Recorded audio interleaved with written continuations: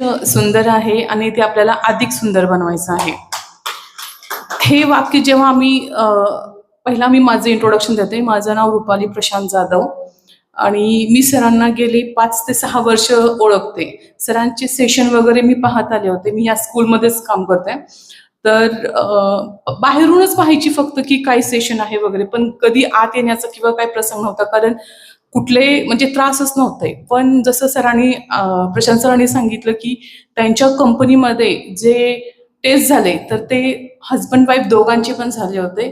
त्या टेस्टमध्ये माझी सुद्धा शुगर 285. म्हणजे ते शॉकिंग इतकं होतं की म्हणजे पुणे टू शिरूर हा प्रवास शांतपणेच झाला, कारण त्याच्यामध्ये माझं कोलेस्ट्रॉल वाढलं होतं आणि शुगर माझी हाय निघली होती. सरांचं पण TMT जो ट्रेस रिपोर्ट होता तो सुद्धा पॉझिटिव्ह आला होता. डायबिटीज पण एकदमच 293 होती. म्हणजे दोघं आम्ही न बोलताच शिरूरपर्यंत आम्ही आलो होतो की काय करायचं. आणि तिथल्या डॉक्टरनी सांगितलं लगेच की जहांगीरच्या दुसऱ्या हॉस्पिटलमध्ये जावा, तुम्ही डॉक्टरांना भेटा आणि सगळं विचारून घ्या वगैरे, म्हणजे भीतीच घातली होती थोडक्यात त्यांनी. पण मी सरांच्या सेशनबद्दल ऐकून होते किंवा मी पाहिलं होतं जवळून अगदी. त्याच्यामुळं आमच्या सरांना सांगितलं की थांबा, आपण गडबड नको करायला कोणत्याही प्रकारची, आपण नरोडे सरांना भेटूया एकदा.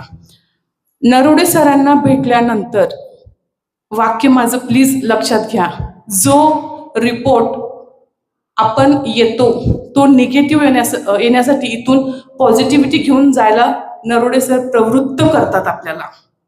म्हणजे माझी सुद्धा शुगर 285ची आत्ता सध्या मी तुम्हाला माझ्या मोबाईलमध्ये रिपोर्ट आहे दाखवू शकते.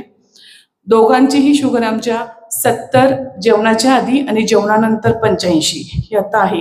आणि सगळ्यात वैशिष्ट्य अशी गोष्ट की मला 2 गोळ्या चालू होत्या, सकाळी एक गोळी आणि संध्याकाळी ग्लायकोमाइट GP1 गोळीचं नाव आहे माझ्या. तर सकाळी एक आणि संध्याकाळी एक खायला सांगितली होती.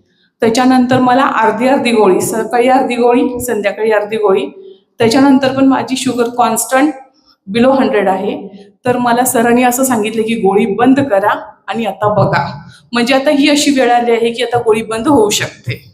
म्हणजे इतकं ते स्ट्रॉंगली आपल्याला सांगतात.